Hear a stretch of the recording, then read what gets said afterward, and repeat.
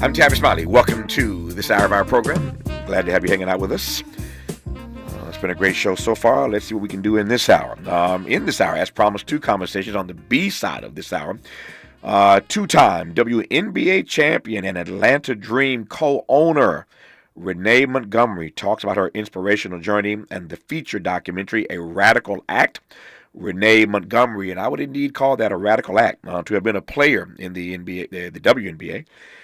Two-time champion, no less. But to go from player to co-owner, that's a big deal, especially when you're a black woman. So we'll talk about A Radical Act, Renee Montgomery, the documentary with Renee Montgomery on the backside of this hour. We commenced today's program, this hour, I should say, in conversation with author Nathan Thompson, talking about the history of the Chicago Lottery and the impact of the Black Policy Kings of Chicago as the backstory to the new documentary, King of Kings, Chasing Edward Jones, executive produced by my friend Q, Quincy Jones, and Debbie Allen, also a friend, but they are the exec producers, Quincy Jones and Debbie Allen. Here now, the trailer for King of Kings.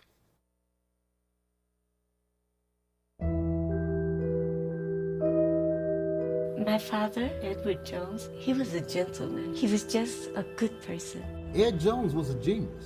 They made about $110, $115 million, which was equivalent to about $1 billion then. Long before there was a state lottery, there was this illegal numbers game called Policy, controlled by black men called Policy Kings. This is the first policy station owned by the Jones brothers. In the back is policy action. Policy was an economic arm of the black community. The feds went after the Jones brothers. It really didn't have anything to do with gambling. Ed Jones had a lot to do with the shift from Republican to Democrat. This was really a move by the government designed to get this black man out of power and out of influence.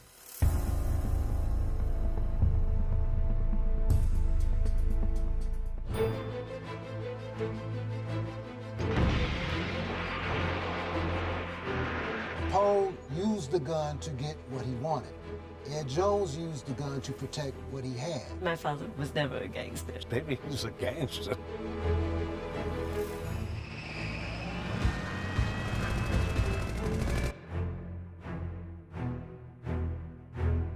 This takeover probably couldn't happen without political blessing.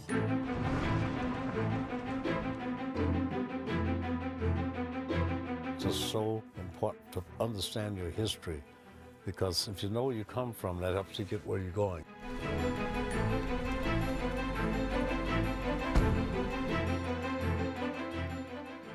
Again, the documentary is called King of Kings, Chasing Edward Jones. That's the doc, but Nathan Thompson wrote the book.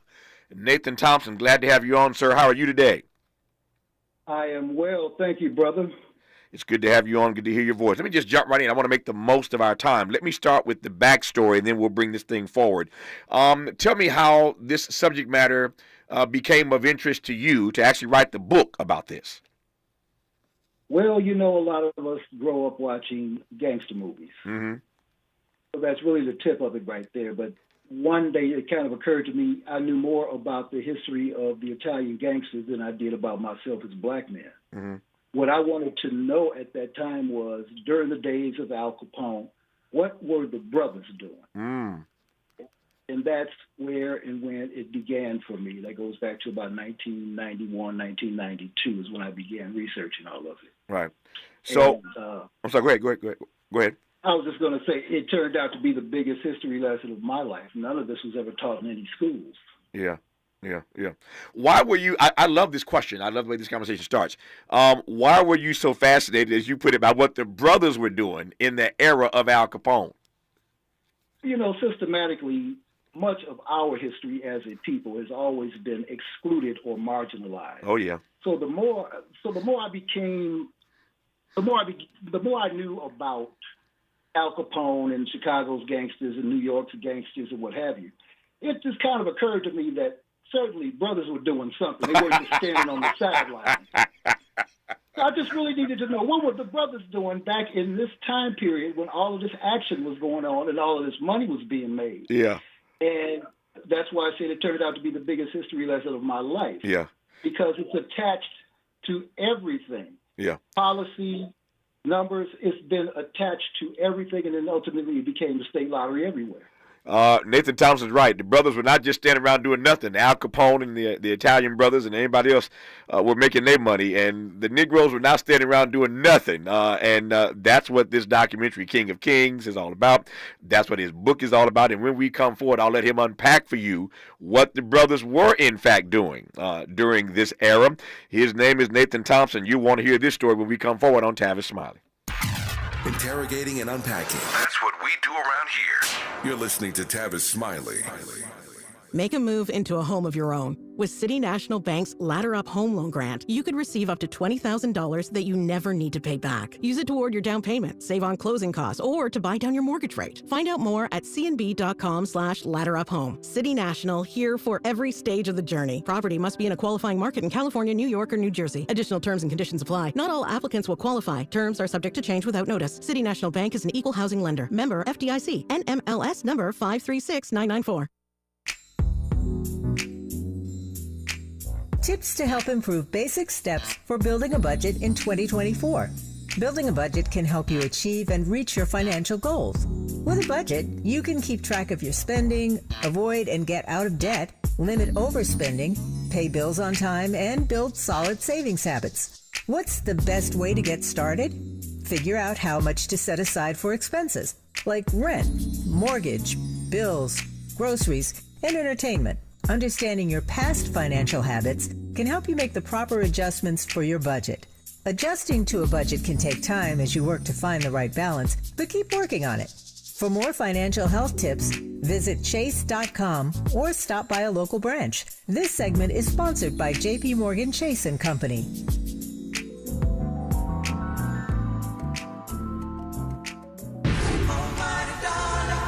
Are you an entrepreneur looking to take your business to new heights? KBLA Talk 1580 is your partner in success. Every day, we celebrate and elevate Black-owned businesses across our community. Our KBLA SMB Marketplace currently features The Cookie Dip, Badass Bakes, Hair Concoction, Higher Education Accreditation Consulting, LACC Radiology Technology Department, and Malik Books. Your business deserves to be heard. Let KBLA Talk 1580 amplify your voice and connect you with our powerful community of listeners. Email smb@kbla1580.com today. That's smb@kbla1580.com. At KBLA Talk 1580, we've got your black.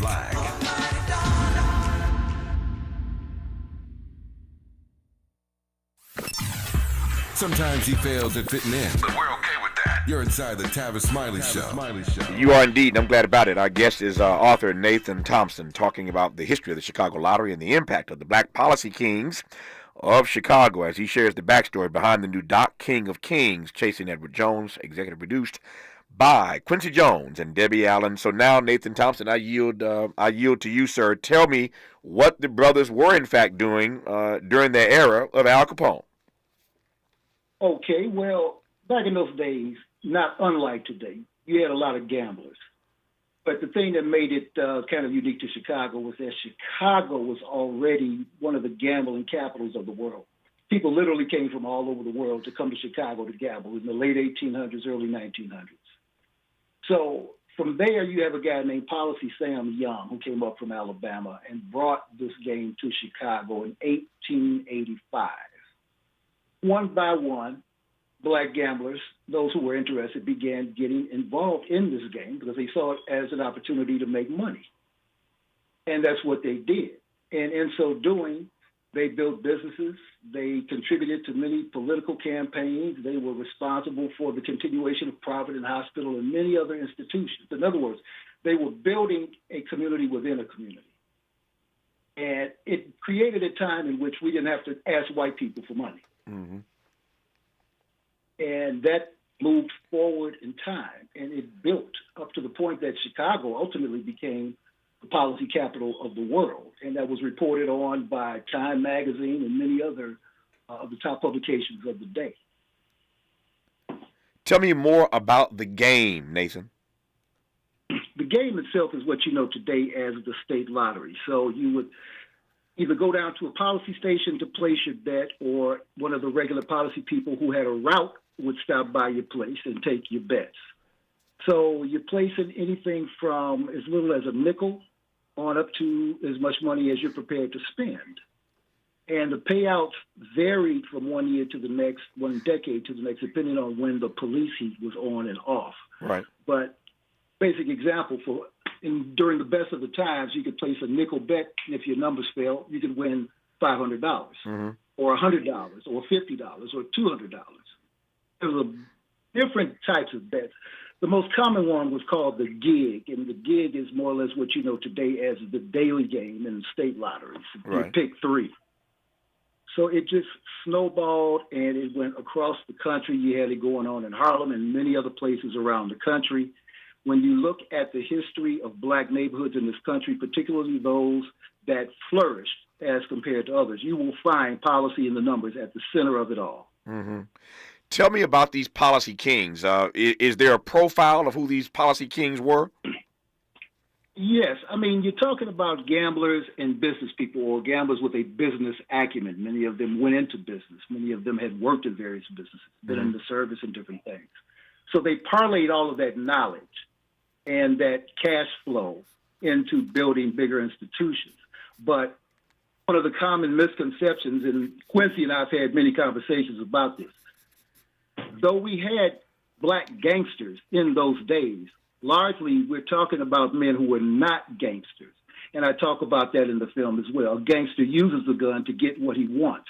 A racketeer, which is what the policy kings were, used guns to protect what they had and ultimately to protect themselves. Mm-hmm. Mm-hmm. What made Chicago, the city? I love Chicago. This, my friends know, it's my favorite city. I love the city of Chicago. What made Chicago so ripe for policy, Nathan? Because it was corrupt as hell. It was you know, in those days, Chicago was known as a wide open town. Okay, gambling, liquor, prostitution, whatever. Okay, it was a wide open town. Most of the politicians, most of the police officers and captains and sergeants, they were all on the tape. They were just taking money from somebody. Yeah. And, you know, it just created this whole, you know, set the stage for it all. Yeah. I didn't see that coming, but that was funny, Nathan. It was funny, but it was true, and I receive it. So I asked you earlier to give me a profile of the policy kings.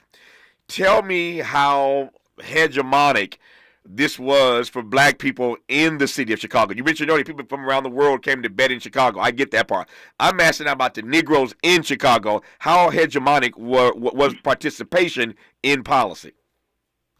Okay, you had more than 50% of the black residents of Chicago who participated in policy. Wow. Of course, you had those who frowned on it, considered it to be an evil blight on the community and all this kind of thing. Right. Attracted gangsterism and this kind of thing. But mostly it was supported by the black community, by black business leaders, clergymen, mostly. Because first of all... Wait, Nathan, hold up, Okay, wait a minute, hold up, wait a minute. Okay. Did I hear you say policy was supported by clergymen? You heard me. Listen, one of the most famous of all time was Reverend Clarence Cobbs in the First Deliverance Church, 43rd and Wabash. Uh-huh. Not only was it supported by him, he literally gave you the winning numbers during a service, and some of the services were broadcast on radio. So when the heat was on and the policy guys could not go and distribute the slips with the winning numbers on them in a normal fashion, two methods were used. Cobbs would get on the radio, talk about it, and he would talk about it in the service, and also the Chicago Defender newspaper published the winning numbers. Man. I'm just laughing at the good reverend giving the policy numbers over the pulpit, much less on the radio. Oh man, listen. But now listen. In the case of Clarence Cobb, his church got built with policy money. Yeah.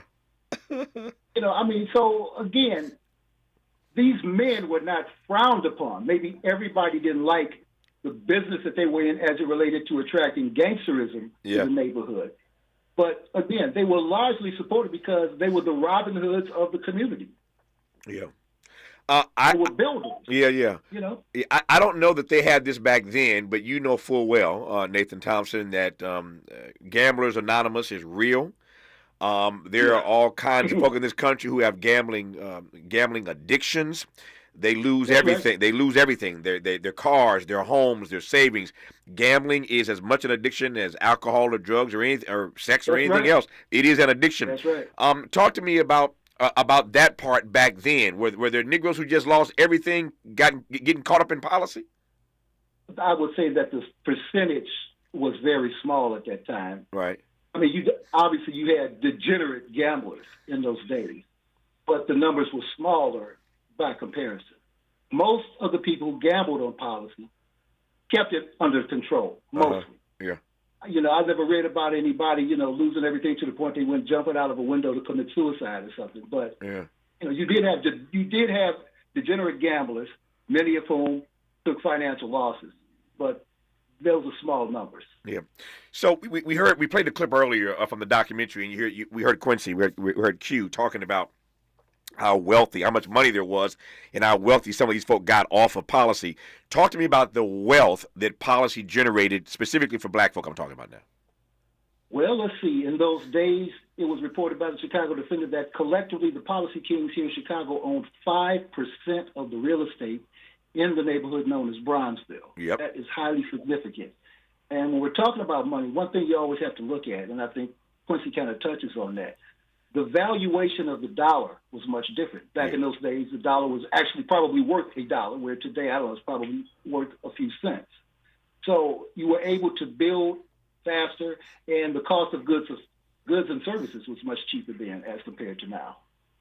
So it just really gave that economic engine a chance to run very well, to produce the things that it was able to, because these guys were into everything, man. Yeah. Insurance companies, hotels, the Negro Baseball League, basketball. I mean, just the list goes on and on. Yeah. The documentary is called King of Kings, Chasing Edward Jones. Tell me more about Edward Jones.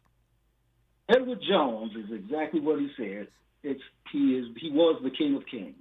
As the founder of the Chicago Policy Syndicate, which became known as the Big 12 Policy Syndicate, there were 12 of them who ran all of this action.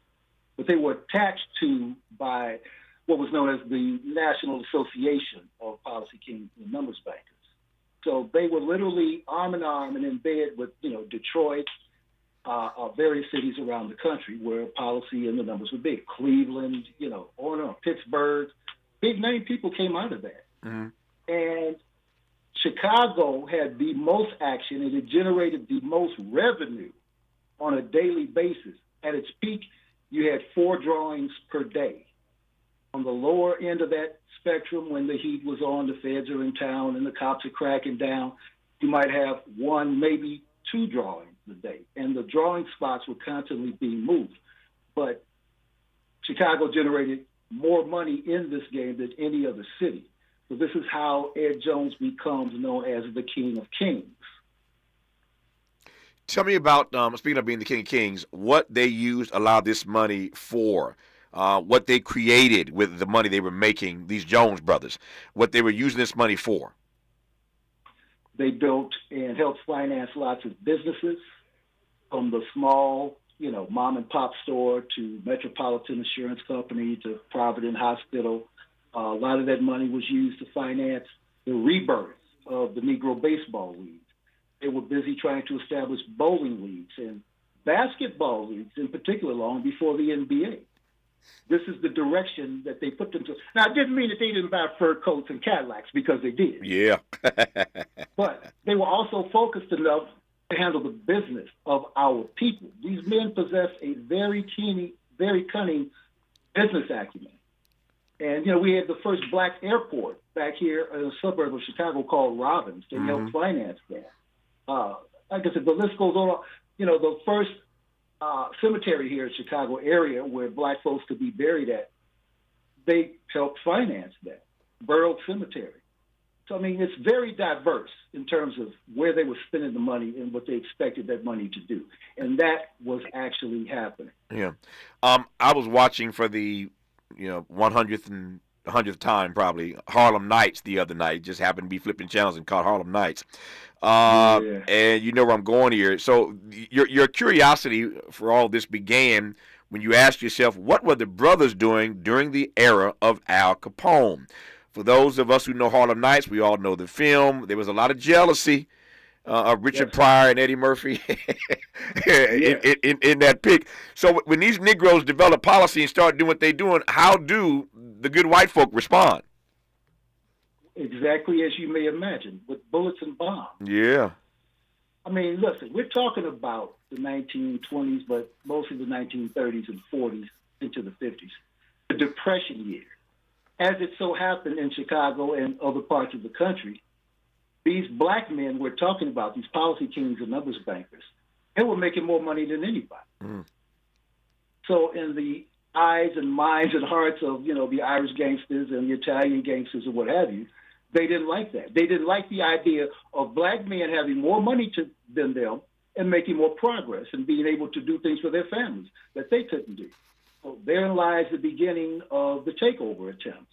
And in the case of Chicago, it took them 20 years to take over the policy game, and they didn't do it alone. They had a lot of help from, the state's attorney's office and the police and other branches of law enforcement. Yeah, I'm sure. But, it was a collective effort on their part to take over this game. Yeah. Which was a huge financial institution. Yeah. Watching my time, it's getting away from me. Let me ask a couple other questions right quick in the 4 minutes I have left here. So there is a part of this story that is fascinating for a variety of reasons, and I don't want to give everything away, but I'll let you tiptoe through this as you will. So Mr. Jones ends up going to jail at one point, and he ends up in jail talking to the wrong white man. I'll let you take it from there. So he went to prison for tax evasion. At least that's what it says, on the documents. But that's not really what it was about. They were trying to remove Ed Jones from power. Sure. And so it was about crumbling his organization. And we talk about that and what happened during that part. But so he's in Terre Haute Prison in Indiana, federal penitentiary, and this is where he comes into contact with Sam Giancana. And this is how he ends up in this awkward relationship with Sam Giancana. It ultimately leads Sam Giancana and the rest of the Chicago mob to take over this game. Sure. Now, the thing is that, there was lots of misconceptions and old wives' tales about how Sam Giancana learned all the information that he did. The claim was that Ed Jones was in prison and he told Sam Giancana everything.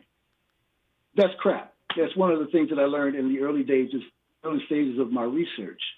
When you go back to the 1920s and the 1930s and you look at the mainstream newspapers of the day, the Chicago Tribune, the Chicago Sun, the Chicago Daily News, what have you, major headlines screaming about the money these men were making on the south side of Chicago. There's no way Sam Giancana didn't know that those guys were making money in the policy game and how it all worked, because most of the cops were involved in it, who were on the take, who were protecting these guys. Mm-hmm. So everybody knew. Mm-hmm. Everybody knew. Every Italian neighborhood in those days knew. Every Irish neighborhood in those days, not to say the people of those neighborhoods. So I guess in some kind of a twisted way, it just became something that people used to rationalize how and why Giancana learned what he learned and ultimately did what he did. But the knowledge was already there. Everybody knew it. Yeah. I mean, there were attempts to take over the game in the early 1930s. I mean, it's not like nobody knew. Everybody knew. Yeah. Everybody in town knew. The politicians knew it. The judges knew it. The cops knew it. Everybody knew it. Yeah. Let me offer this. Looking at my clock here. Let me offer this, I think, as a quick exit question with about a minute to go here. You referenced this earlier, but I want you to just draw a straight line. Draw a straight line for me between what these brothers were doing then and the Chicago lottery today. Well, it began as what you know as the state lottery. Only back then, it was owned and operated by black men called policy kings and numbers bankers. And it was deemed some evil blight. Yet it was not evil enough for, the state lottery officials to come in and shut us down and create the state lottery, which to this day generates billions of dollars The money was supposed to be earmarked for education. That didn't happen. It was a zero-sum game the way they pulled a bait and switch on us. Public schools are closing everywhere. Yeah. Black students in black schools are using outdated books. I mean, it's ridiculous. But it began as our thing, and it became their thing. The feds allowed the mob to run it for 20 years after the takeover, and then they started with the state lotteries everywhere. And it's still our thing. It is still our thing. We still spend more money on it today, just like in the old days. No question about it. No question about it. Top 10 zip codes in the state of Illinois that support the lottery are all predominantly black zip codes. No surprise there. His book can be found on Amazon. It's called Kings, The True Story of Chicago's Policy Kings and Numbers Racketeers. That's his book. Find it on Amazon, wherever books are sold. And you can learn more about the film by going online to kingofkings-film.com. Kingofkings-film.com. Executive produced by Quincy Jones and Debbie Allen. It's called King of Kings, Chasing Edward Jones. I'm out of time. Thank you, Nathan, for downloading us for this. I deeply appreciate it, sir. Thank you so much for having me, Tavis. My pleasure. More Tavis Smiley when we come forward. For all the freedom-loving folk, this is Tavis Smiley. I feel like freedom. Paid for by government.com. Did you know the United States Mint has issued a new Morgan silver dollar coin in proof condition for the first time? Not only that, they are also minted in 99.9% pure silver for the first time ever in history. Coin experts are calling this an amazing opportunity for anyone that knows the enduring popularity of Morgans. But you must hurry. Only 400,000 of these legal tender silver dollars were issued. These first ever Morgan silver dollars are brand new with stunning mirror-like finish, minted by the iconic San Francisco Mint. Call now and you're guaranteed a new first ever 99.9% pure silver proof Morgan dollar. To learn more, call 1-800-973-9717. If you order now, you will receive a free coin collector bonus pack, a $25 value, free with every order. Call 1-800-973-9717 now to secure your new Morgan silver dollars before they are gone. That's 1-800-973-9717. I'm Bree Wood with 4 things you should know from BIN News. With just 8 days before Election Day, Vice President Harris and former President Trump are giving their closing arguments. Trump held 2 events in battleground Georgia, while Harris made a series of stops in Michigan. Both vice presidential nominees, J.D. Vance and Tim Walz, held 2 events yesterday in Wisconsin. President Biden has cast his ballot in this year's election. He traveled to his polling location in Wilmington, Delaware, Monday morning. Election season is impacting Americans' mental health, with a survey showing 1 in 5 adults affected. Millennials and Gen Z are the most impacted, with some delaying major life plans due to political anxiety. Experts suggest questioning harmful thoughts and changing the narrative to reduce anxiety. And the LA Dodgers are 1 win away from claiming another World Series crown. The Blue Crew topped the New York Yankees 4-2 in Game 3 to take a commanding 3-0 series lead. Get BIN News on demand 24/7 at BINnews.com.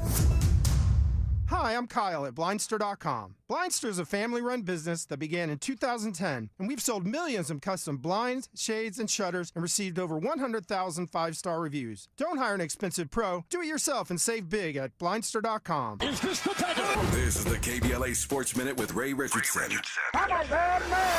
The Dodgers are 1 win away from winning their 8th World Series championship. Another dominant pitching performance for the Dodgers in Game 3 Monday night in New York. The Dodgers beat the Yankees 4-2 to take a 3-0 lead. Dodgers right-hander Walker Buehler threw 5 shutout innings. 6 relievers came in after Buehler and held the Yankees scoreless until the 9th. The Dodgers can wrap it up tonight in Game 4. No team has come back from a 3-0 deficit in the World Series. First pitch tonight at 5:08. The Lakers suffered their first loss of the season. They lost at Phoenix 109-105. Devin Booker and Kevin Durant combined for 63 points. Anthony Davis had another strong night with 29 points and 15 rebounds. LeBron had an off night. He made only 3 of 14 shots and finished with just 11 points. The Lakers are at Cleveland on Wednesday. The Clippers are off until Wednesday when they host Portland.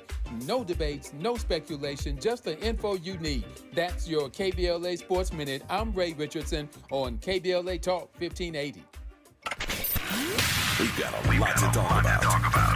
Hi, I'm Ray Richardson, your sports connection here at KBLA Talk 1580. Join me and my co-host Neil Scarborough every Saturday night at 7 for Out of Bounds, the show that brings some flavor to the world of sports for 60 minutes. We take you beyond the scores and press conferences. We give you our point of view, the way black folks see what's going down. You can join the conversation and give us your analysis at 1-800-920-1580. Out of Bounds every Saturday night at 7 on KBLA Talk 1580. We've got a lot to talk about. Unapologetically progressive. KBLA Talk 1580.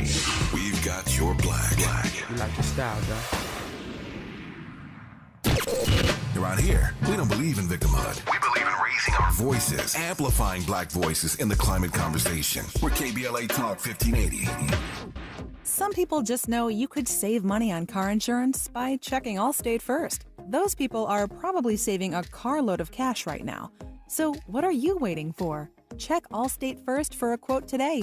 You're in good hands with Allstate. This is Congresswoman Maxine Waters. You can call me Auntie Maxine. I'm running for re-election to Congress, and Vice President Kamala Harris is running for President of the United States. We both need your support and your vote. Maxine Waters for re-election to the 43rd Congressional District, and Vice President Kamala Harris for President of the United States. What a team.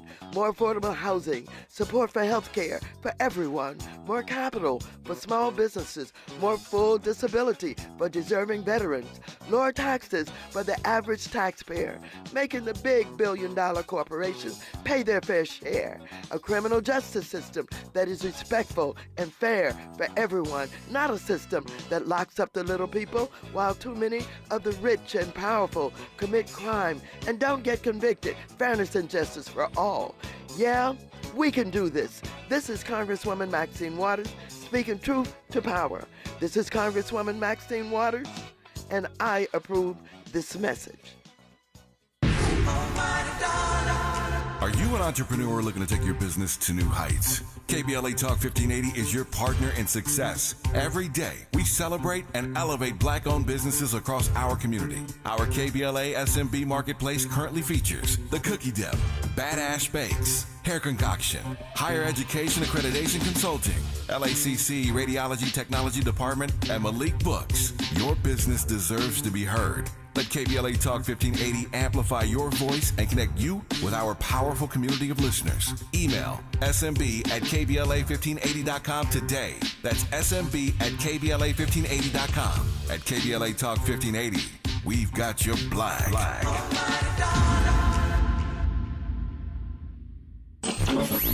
Freedom is an endless meeting. So let's get back to it with Tavis Smiley. I'm a documentary guy. I love documentaries, and I didn't plan it this way. It just kind of happened that way, that we would have in this hour two documentaries that we want to bring to your attention. We just talked about King of Kings, Chasing Edward Jones, powerful documentary, and now on the back half of this hour, another documentary that I loved. We will have in a moment a conversation with two-time WNBA champion and Atlanta Dream co-owner Renee Montgomery. A conversation about her feature documentary. It's called A Radical Act. Renee Montgomery. Before I commence the conversation, take a listen to the trailer. I've been the undersized underdog my whole life. Now, people are calling me an activist. When you look back at it, my whole upbringing was leading me to that point. I was trying to do something that was going to change everything. I hadn't really seen this happen where a player goes from straight player to owner exec. She felt like she could be more effective off the court than on the court. Renee Montgomery, be a part of our ownership group now with the Atlanta Dream. I felt like this was the land of opportunity, but not just any land of opportunity. In Atlanta, it seems like the land of black opportunity. You wouldn't have known that she was fighting all these inner battles inside, but she was. If you look at how much media women's sports gets, less than 5%, and black women are the smallest margin. As much as we talk about change and change starts with us, there's a large group of people that don't want anything to change. You know, it's a club. It's a white male boomer club. That's part of what we need to change. Someone like Renee having ownership and having a voice in league and team is a voice that was never heard before. A lot of black people understood that you have to balance being black all the time. It's incumbent upon us to lean into the issues that are really important. You challenge her, and she comes right back at you because that's who she is. That whole narrative of women's sports is boring, women's sports whatever, women's sports ain't it, it's quickly changing. We've never had that kind of crowd before. You really are building it for the next generation. A black woman to be a part of a sports ownership group, it is radical. It is radical. Renee Montgomery, how are you today? What's up, family? How y'all doing? Let's get it. I hear you got documentaries rolling right now this hour. Yeah, it's been a fascinating hour. So I do this every day for 3 hours. And again, as I said earlier, it wasn't planned this way, but we just had an amazing conversation about this documentary called Kings of Kings, Chasing Edward Jones. It's really the backstory to how the Chicago lottery came to be. A bunch of brothers really are the ones who got Chicago on the path to having this own lottery. And it's just a fascinating story. It's a documentary exec produced by Quincy Jones and Debbie Allen. So we had a great conversation about that. And enough of that one, though. I want to talk about yours, a radical act, Renee Montgomery. This is your story, your life. First of all, your journey is an amazing story unto itself. But from being player to owner as a black woman, that's a really big deal, Renee Montgomery. Man, I'm so thankful. Even just hearing it, like, I'm not to that point where it gets old yet. It's still like our Montgomery name is now a part of an ownership group forever, or till we pass it down to my next gen and my son and how that works. So that'll never get old. I mean, I think about my parents a lot when we talk about, like, just being a part of an ownership group and how this is a very rare thing for not only someone that is black to have an ownership seat, but also a woman. Yeah. That's very rare. And so that's kind of why we called it radical for a lot of reasons, but that's definitely one of them. Tell me about your parents. Yeah, so my parents, I call myself an HBCU baby because my parents were HBCU alum. They met on campus. They've been married 40-plus years at this point. And then my snook, who's my mom, she also went on to teach at West Virginia State University, which is an HBCU in the area, the one they went to. So for 30 years, she was teaching there. And so my upbringing was me going to HBCU homecomings every year. That was a part of our lifestyle. And so I feel like I attended an HBCU because I got such an annual experience of what that felt like, what that community looked like, and everything that came within it. And so for my parents to go from HBCU students to have me, I went to UConn and played at the highest level and then was able to play in the WNBA and even further now be a co-owner and vice president. I constantly think about them. I'm what they built me into to be. And so just the excellence and pride that they had in themselves, that they had in their education and mine, it's never lost on me. When you think about when you talk about college basketball for women, as you well know, there are a number of schools that just jump out automatically. Anybody covering this knows there are a number of schools who you have to mention immediately in conversation. Dawn, of course, is doing her thing, putting South Carolina on the map, has done that. But UConn is UConn. What was it like for you playing at UConn? Man, yeah, shouts to Dawn. She's killing it right now. UConn was everything I hoped it would be. When I came from West Virginia, we were winning. I won 3 state championships in West Virginia, and I wanted to see what that big stage looked like. Yeah. And to your point, it don't get no bigger than UConn, and they're just excellent year after year. It's just a certain level of success. But for me, it's clearly a standard that was set by Coach Ariema, CD, and the whole coaching staff, T. Cardosa, Double J. And so for me to go there, I was just trying to see, like, how good can I get? Like, what is my maximum potential? And where should I go to reach that? And that's why I went to UConn, and it didn't disappoint. I mean, everyone knows that UConn, the fan base shows up every single game. Oh, yeah. The media is there every single game. We're traveling around nicely.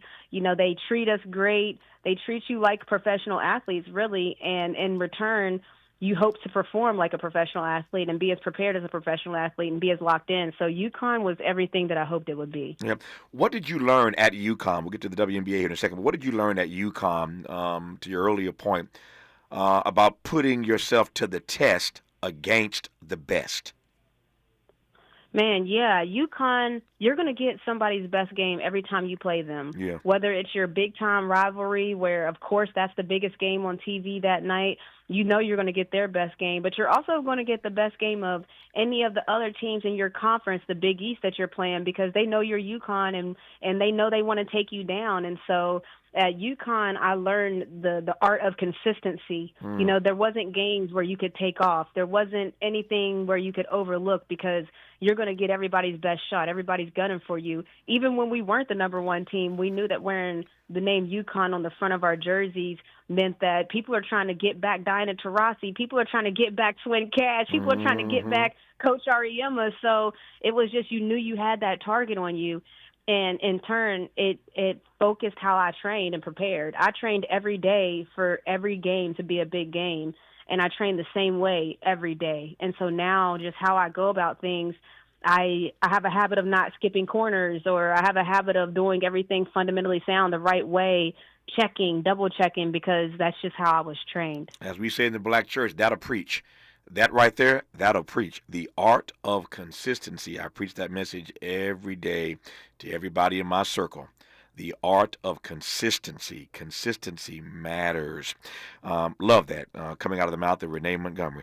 When we come forward, we'll talk about her time in the WNBA, two-time champion there, and what it means now to be a co-owner of the Atlanta Dream. It's high cotton. It's Renee Montgomery on Tavis Smiley. From Leimert Park with love, this is Tavis Smiley. We asked seniors how to prevent Medicare scams. My best advice, if you get a phone call, do not talk to the person. These people are well-trained. Don't talk to them. They don't know me. They're just trying to scam me. Don't be fooled. Hang up. Just hang up. Never give out your Medicare number. They're going to get your number to put in a false claim. If I get a call from someone, I don't pick up the phone, and should I pick up the phone and they ask for information, then I hang up. How do you detect Medicare fraud?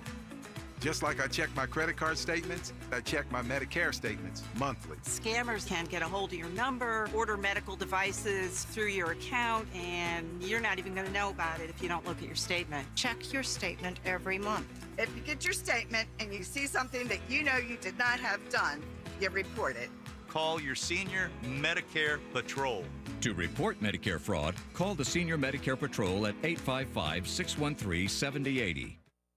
If you're like me, 60 and retired, making ends meet, especially here at the supermarket and drugstore, is tough. I'm so blessed to have found benefitscheckup.org. It's a free and confidential website from the National Council on Aging that connected me to $1,200 a year in programs that help pay for food, medicine, utilities, and more. Maybe it can help you. benefitscheckup.org. You know where you want to go in life, and City National Bank can help. City National knows the dedication it takes to build your vision for the future into a reality, and our team is here for you. We have a wide range of options to help, from personal savings accounts to interest-bearing money market savings accounts and more, all designed to help you get where you want to go. City National, here for every stage of the journey. Learn more at cnb.com. City National Bank is a subsidiary of Royal Bank of Canada, member FDIC. KBLA Talk 1580. We've got a lot to talk about. KBLA Talk 1580 reminds you that we keep us safe. The Live Your Life organization mentors young women, helping them break negative mindsets and see beyond their surroundings. Through career exposure and hands-on training, they're encouraged to think big, stay focused, and make positive choices. Founded by Nikisha Mama Boo Smith, who transformed her life to become a community leader. Live Your Life is changing lives, but they need your help. They're raising funds to keep their new building open and expand their program. Your donations will support food, clothes, hygiene products, and holiday giveaways. Visit liveyourlife32.com. That's LIVEYOLIFE32.com to help today. This is a community call to action from KBLA Talk 1580. Sometimes he fails at fitting in. But we're okay with that. You're inside the Tavis Smiley Show. A Radical Act, Renee Montgomery is streaming right now on Roku. That's Roku. A Radical Act, Renee Montgomery. We are pleased to be joined by Renee Montgomery live right about now. So let me push to the WNBA. By the time you get to the league, to your point about the art of consistency, you know what you're doing. Yes. Yeah, the feeling comfortable. Yeah. Feeling comfortable. Yeah, and I just think that. Oh, go ahead. No, please, you go. You're the guest. Go ahead. No, I was going to say it's crazy because even going to UConn, I felt like I was the most prepared I could have been, and it's still just a step up. Going from high school to college, the top 2% of athletes go there, and then from college to pro, that top 2% goes into, the pros. And you can tell, when you hit there, you realize the art of consistency is going to be the best thing you could do because now every night you're going against an All-American. You're going against a player of the year. These teams are 12 women, 12 teams, the best of the best. Yeah, we heard it in the trailer that we played from the documentary, A Radical Act, Renee Montgomery, again, now streaming on Roku. We were talking about this in that trailer, but talk to me about the way you see women's sports, women's basketball, just morphing over the years and being taken more seriously. The level of play has increased. Just talk about the way you see that transformation. Yeah, no, it's just the product has always been there. That's why college basketball has been such a big thing for such a long time. It's not that college basketball stops once players go to the pro. That product then gets better. And not only is it the stars that you love, but it's all of them playing together. Well, when you know that nucleus, of course, all of us know that at a certain point, the WNBA is going to explode. It's not a if, it's when. And so when you start to see this draft class that came in for 2024, led by players like Angel Reese, led by players like Caitlin Clark, led by players like Cameron Brink, Rakia Jackson, and you start to see that college fan base stay a little bit longer, interested a little bit more in these WNBA teams and their players that they love. We couldn't wait for that moment to happen. I couldn't wait for that volcano to erupt because you see the fan base and the following. The women's Final Four drew a larger number of viewership than the men's Final Four in some aspects. You knew it was going to happen when it comes to college basketball, but we were just waiting on that moment for when the fans realized, whoa, the WNBA is just as lit. And so it's starting to happen now where those fans are carrying over. And what do you think happened that caused that awakening, as it were, with the fan base? I think name, image, and likeness really changed the game in every aspect for players. Once players now could be essentially their own brand in college and be paid as a brand, well, now you're going to see your favorite college athlete on even more things than you might have seen them before. Now they're the spokesperson for Gatorade. Now they're the spokesperson for Reebok. Now they're the spokesperson for their own podcast, and they're getting paid with sponsors. Now you see them on commercials during NBA games and NFL games. Now you just see them more, which means that their brand is growing. So that means that large brand that might have had even their own docuseries following them and their other LSU teammates and players, now that large fan base is also carrying over into the WNBA and following them because now they're not just followers of LSU. These are followers of these players' brands. And so that's going to continue. Paige Beckers when she comes in, Juju Watkins when she comes in. It's going to continue. So that's why it's exciting knowing that this is just the tip of the iceberg. Yeah. We will talk about the Renee Montgomery brand when we come forward in our remaining moments with her, specifically what it means to be a player, but then a co-owner of the Atlanta Dream. You're listening, and I'm glad about it, to Renee Montgomery right now on Tavis Smiley. Helping to stretch your moral and political imagination. This is Tavis Smiley. My name is Anton Moore. Around here, we have hardworking people that just need a break. Whether it's investing in small businesses or making housing affordable, Vice President Harris gets it. Kamala Harris is making sure black men have the tools to build generational wealth. She'll put a policy in place that gives 1 million forgivable loans to help entrepreneurs, including black entrepreneurs, start their own businesses. She also plans to give $25,000 in down payment assistance for first-time homeowners and crack down on racial bias in home appraisals. Harris's plan will help black men own more assets so we can build long-term wealth. This is what an investment in my community looks like. We're trying to build generational wealth. No get-rich-quick schemes, no scams, no one-time check, none of that. Vice President Harris got our back. I'll be there on November 5th. Will you be there? I'm Kamala Harris, candidate for president, and I approve this message. Paid for by Harris for President.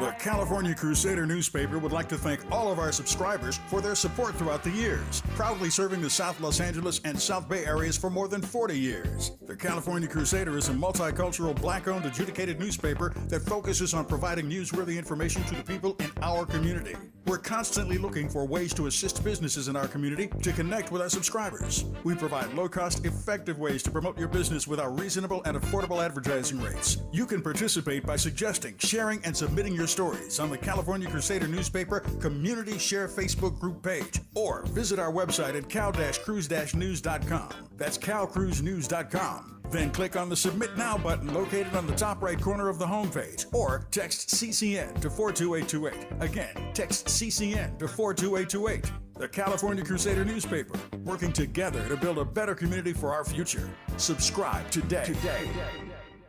Fam, some of y'all need to hear this. If you owe the IRS $8,000 or more, if you haven't filed your taxes, or if you are going through an audit and you're fighting the IRS, you need someone on your side, an ally.